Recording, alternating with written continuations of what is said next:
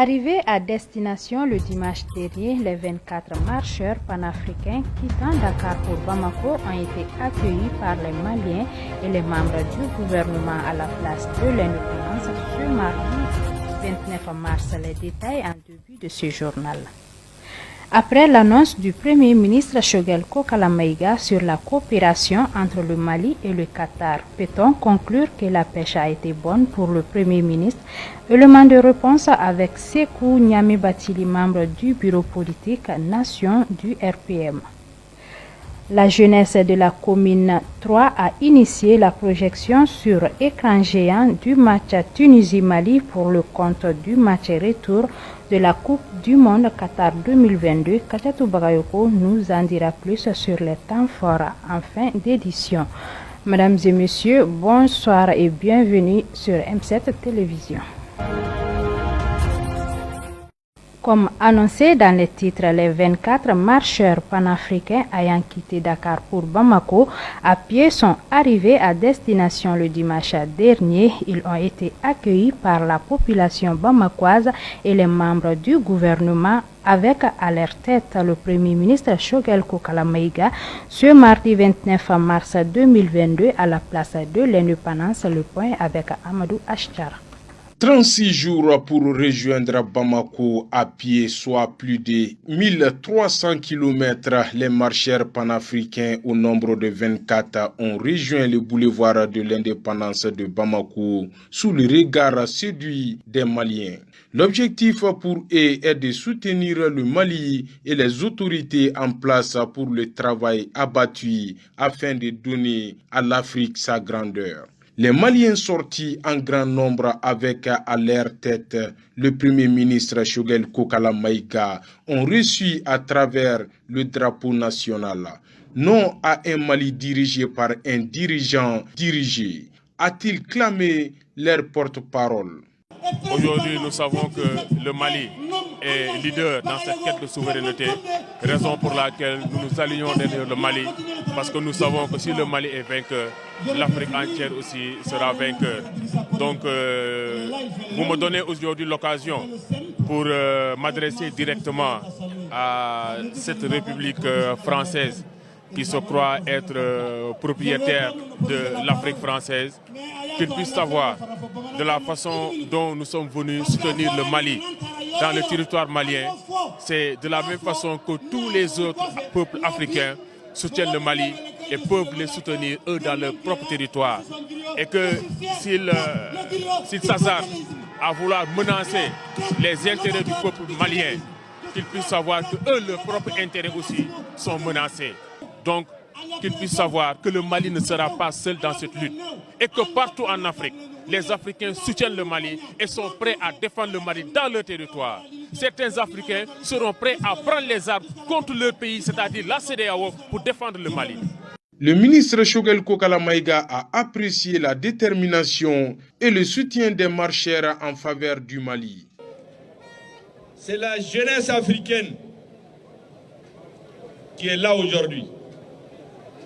Quand vous regardez dans la foule, les 90% sont des jeunes. La jeunesse africaine, la jeunesse sénégalaise, la jeunesse malienne, la jeunesse guinéenne, la jeunesse ivoirienne, la jeunesse congolaise viennent d'écrire une des pages les plus glorieuses du panafricanisme. Marcher 1362 km en 40 jours, en bravant le soleil, la chaleur, la soif, la faim,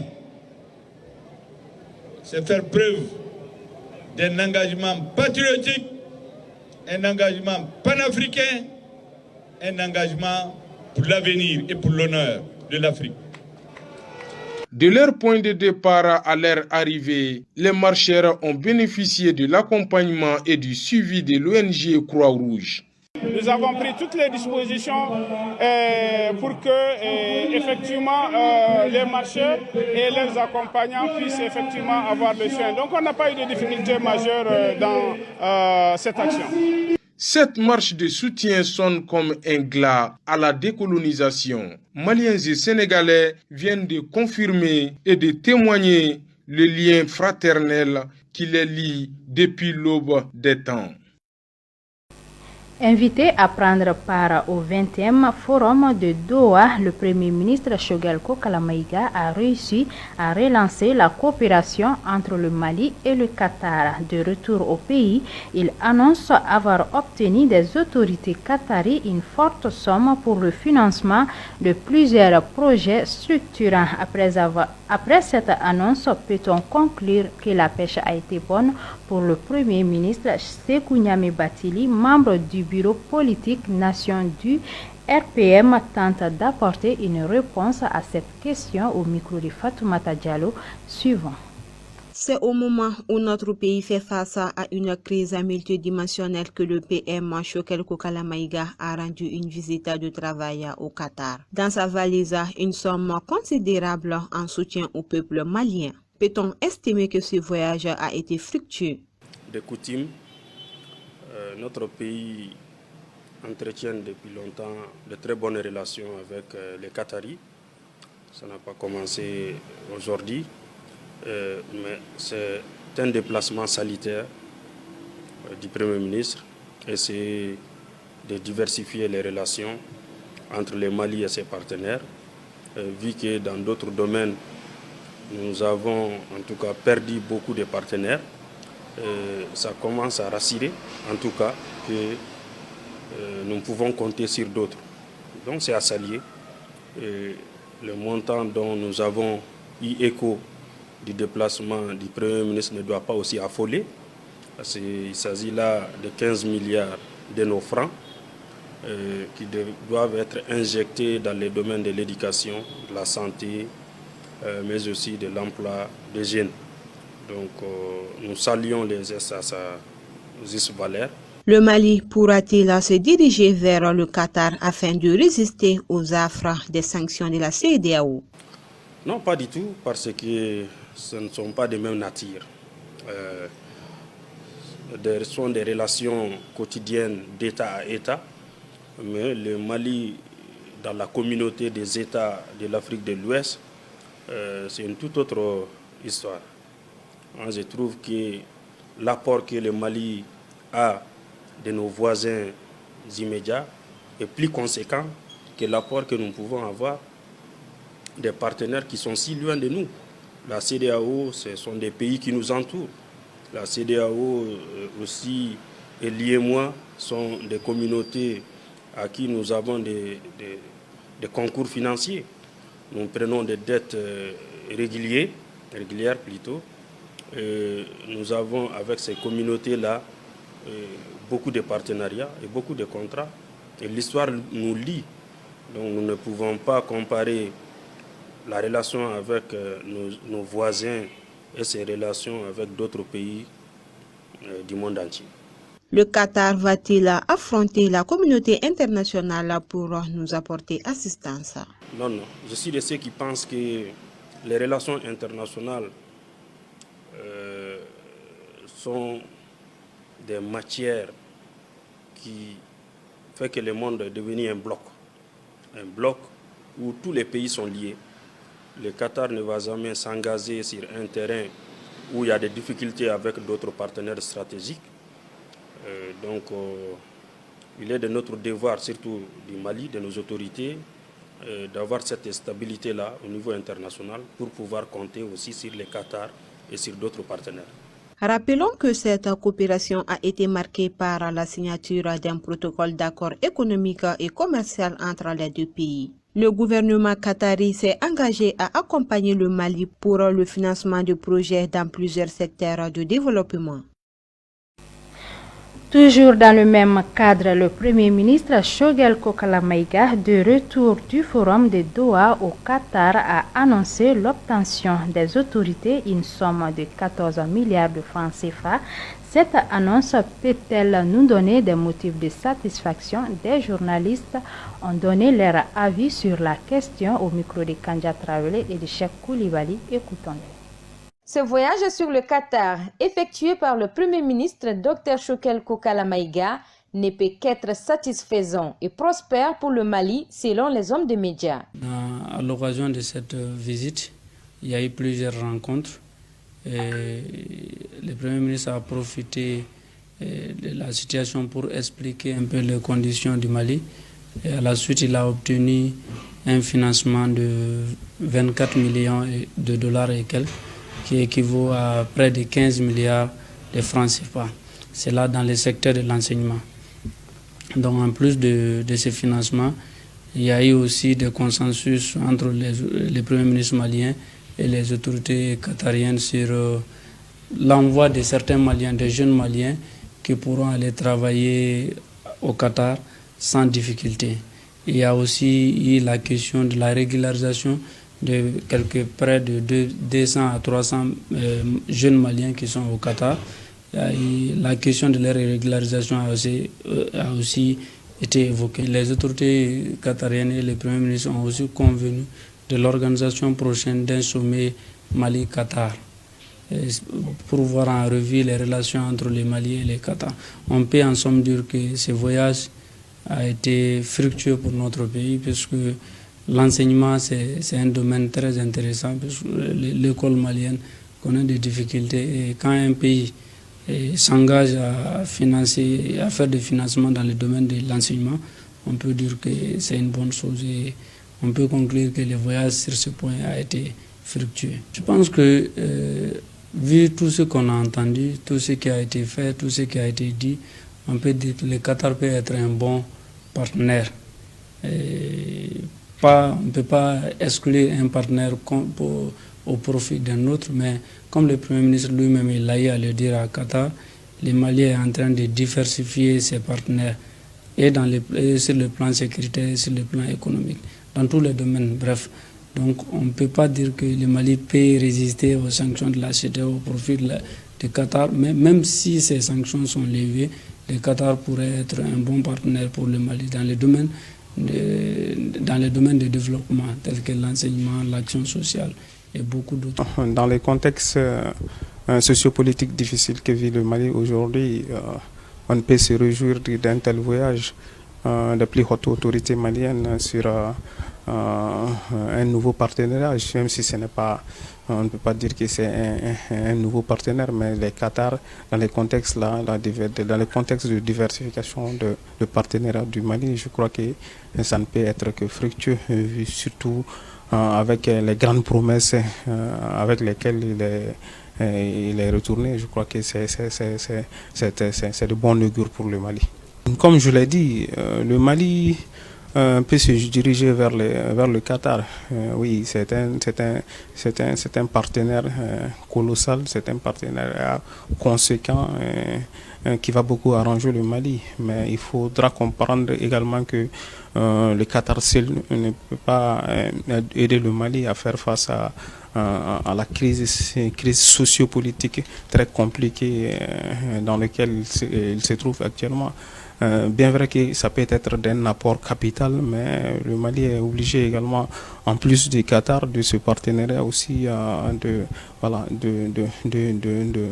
corriger, de mieux sa coopération avec les partenariats traditionnels. Ces journalistes n'ont pas oublié de souligner le point fort du message des autorités qatariennes qui est de demander à nos autorités de trouver un terrain d'entente avec la communauté internationale.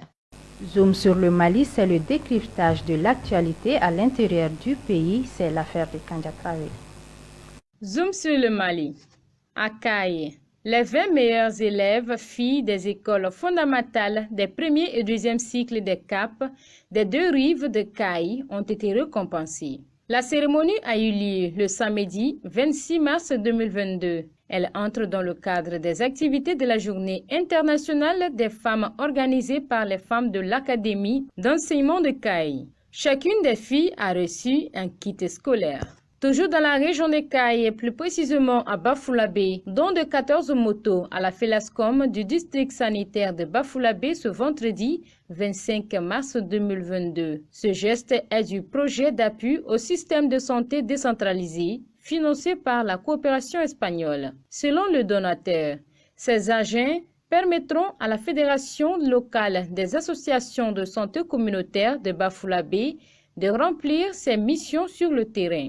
Et enfin, à Sikasso, plus précisément à Koutchala, la journée mondiale de l'eau a été célébrée ce week-end dans la commune urbaine de Ngunchina, dans le cercle de Koutchala. Il s'agissait d'attirer l'attention des populations sur l'importance de l'eau. Les populations ont profité de l'occasion pour inviter les partenaires à travailler à l'amélioration de l'accès à l'eau potable dans la localité. La journée a été organisée par l'ONG World Vision en collaboration avec la mairie de Ngunchina.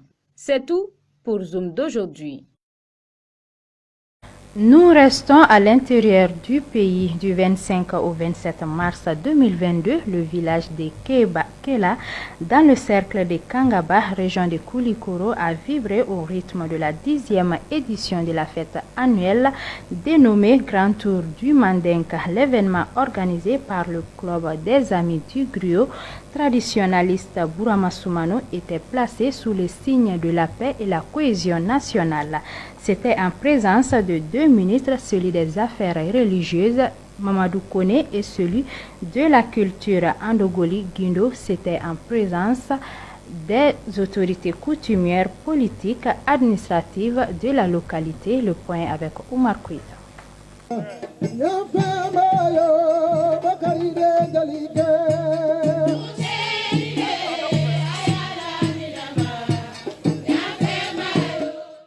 Cet événement entre dans le cadre de la 10e édition du voyage dénommé le Grand Tour de Mandé, initié par M. Bourama Soumano, griot, traditionnaliste et promoteur de l'école Kalan et Kalamblon. Organisé par le club des Amis de Bourama Soumano, cette édition a pour objectif de restaurer les valeurs culturelles ancestrales des Maya et d'Ambé et les transmettre aux jeunes générations.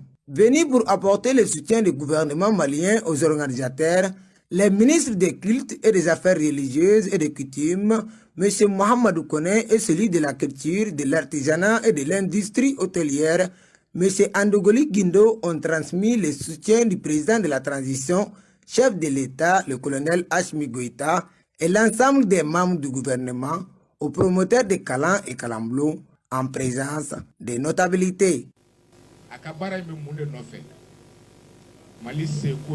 Le travail de Bourama Soumano consiste à perpétuer et valoriser la culture malienne.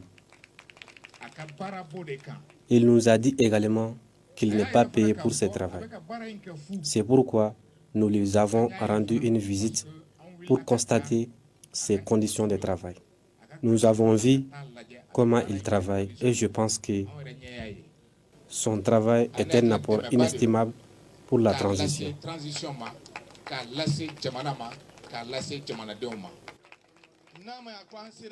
Nous saluons toutes les notabilités de Kela et notre maman qui a emprunté son domicile à Bourama Soumano au profit de l'enseignement de ses élèves pendant 10 ans. De son côté, le promoteur de Kalan et Kalamblon, M. Bourama Soumano, nous parle des objectifs de ce voyage. Le Djeli, c'est d'abord un Karamogo. Un Karamogo, c'est un maître, c'est celui qui enseigne aux autres. Ils sont formés à Mont Kalamblon, à Bamako, 11 mois sur 12. Et à la fin du 11e mois, on fait un tour de Mandé, parce que nombreux sont ceux qui entendent parler de Mandé, mais rares sont ceux qui foulent la terre de Mandé. Donc le voyage là, c'est, comme on le dit, la meilleure leçon de géographie, c'est le voyage.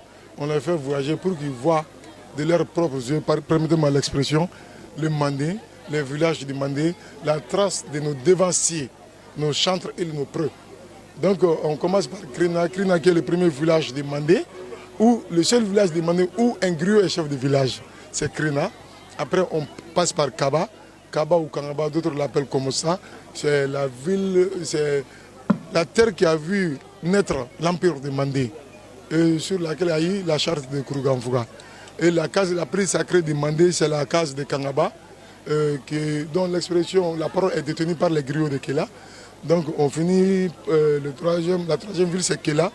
Compte tenu de la situation du pays, un cadeau a été remis au ministre à leur retour à Bamako par le chef de griot de Kela, Jetenemadi Diabaté pour le transmettre au président de la transition, chef de l'État, le colonel Assimi Goïta, pour la stabilité du Mali. À présent, ouvrons une fenêtre sur l'actualité hors de nos frontières avec Fatoumata Traoré. L'actualité internationale d'aujourd'hui nous amène à Guinée-Conakry. Près de 2 mois après son inauguration, le Conseil national de la transition s'est réuni en plénière ce mardi 29 mars pour adopter une série d'ordonnances. Ce mardi après-midi, le CNT a ainsi adopté à la majorité une loi sur le Conseil supérieur de la magistrature. Alors que le Parlement de la transition organise ses premières séances de travail, plusieurs interrogations subsistent et le manque de communication autour de ces activités suscite critiques et débats. Le pré-dialogue tchadien se poursuit à Doha, au Qatar. C'est pour parler qui rassemble plus de 200 délégués représentants du pouvoir tchadien de transition et plus de 52 groupes politico-militaires est un préalable au dialogue inclusif qui débutera le 10 mai prochain à Djamena. La délégation gouvernementale a remis ce dimanche son projet de protocole d'accord au médiateur qataris. Depuis, tous les délégués s'impatientent en attendant les négociations directes entre les parties. La bataille en vue de la présidentielle s'accélère au Kenya. La campagne s'ouvre officiellement le 29 mai, mais depuis plusieurs semaines déjà, les meetings se multiplient aux 4 coins du pays. Une région canalise l'attention des principaux candidats et de leur soutien. Le Mont Kenya. Le sortant Uhuru Kenyatta, dont le fief s'active pour tenter d'y imposer son dauphin relais Ondenga et contrer la percée de William Ruto dans cette région clé. Elle représente un tiers des votants et fut le berceau de 3 des 4 présidents qu'a connu le Kenya. Et enfin, 8 casques bleus sont morts mardi 29 mars dans le crash d'un hélicoptère de la MONUSCO, la mission onusienne en RDC. L'appareil s'est écrasé dans l'est du pays, dans une zone où depuis quelques jours d'intenses combats opposent les forces armées congolaises et les rebelles du M23. Les deux camps s'accusent mutuellement d'avoir abattu l'appareil. Parlons sport avant de clôturer cette édition pour le compte du match retour des barrages pour la Coupe du Monde Qatar 2022. La jeunesse de la commune 3 du district de Bamako à travers Kalilou Diarra, délégué communal en collaboration avec ses partenaires a initié la projection sur écran géant du match Tunisie-Mali sur le terrain CRB de Bamako-Koura. Notre équipe de reportage composée de Oumar Kouita et Kajatou Bakayoko a suivi la dite rencontre sur place. Revoyons les temps forts de cette soirée avec eux. C'est un terrain rempli de monde qui était venu assister à ce match retour des barrages pour la Coupe du Monde Qatar 2022, où les Aigles du Mali étaient en déplacement en Tunisie pour réaliser l'exploit d'une qualification à une phase finale de la Coupe du Monde, et cela après sa défaite concédée à domicile le vendredi passé. Des visages confiants avant le début du match, et au fil du temps, ils ont eu la satisfaction, surtout avec des Aigles qui se donnaient à fond. Les interviews à la pause du monde, c'était là. Nous avons regardé le premier mi-temps, la première mi-temps, vraiment ça a été, ils ont très bien joué, nos Aigles ils ont très bien joué, mais il manque un tout petit peu de concrétisation. Ouais, l'ambiance, bon, c'est bon, vraiment, on a l'espoir pour gagner, le Mali va gagner. Bon, la première période là, vraiment, on a bien joué, ouais, on a bien joué, ouais, Mali va gagner, l'équipe est bon, vraiment. À l'issue de la rencontre, avec l'élimination des Aigles, la déception était présente sur le visage. Dans la vie, on ne peut pas récolter ce qu'on n'a pas semé. On ne peut pas récolter ce qu'on n'a pas semé. Je ne sais pas, les joueurs maliens, ils n'avaient pas de cœur, qu'est-ce qu'ils avaient, je ne sais pas. Ils n'avaient pas envie de jouer, on ne sait pas. À chaque balle, ils reculent dans notre propre camp. On est mené, on devait marquer. Moi, en aucun moment, on a senti, c'est-à-dire ces 3 lignes, défense, milieu, attaque. Je ne suis pas trop spécialiste du foot, mais franchement, je n'ai rien vu de ce soir qui a pu vraiment me convaincre qu'on pouvait au moins se réaliser un miracle, franchement. Mais ils vont nous faire dormir très tôt ce soir. Donc franchement, c'est une désillusion. Pour eux, ils ont salué cette initiative qui vise la cohésion sociale. Déjà, je pense que ça se passe bien. Je remercie beaucoup le délégué qui a eu cette initiative. Ça prouve que la jeunesse est préoccupée par la cause nationale qu'est le football. Aujourd'hui, je pense que beaucoup de jeunes Maliens bamakois sont là réunis pour assister à ce match qu'ici on le gagne nous permettra d'aller en Coupe du Monde. Donc sinon ça se passe très bien, on voit qu'il y a une bonne ambiance. Les supporters sont là, ils sont fair play.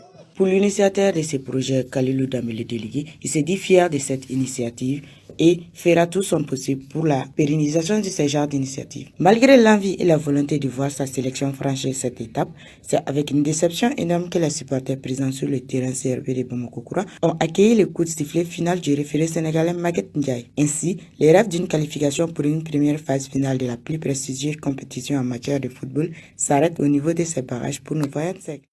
Et voilà, c'est sur ces images que nous réformons ce journal. Merci de l'avoir suivi. Restez en compagnie de nos programmes. Merci.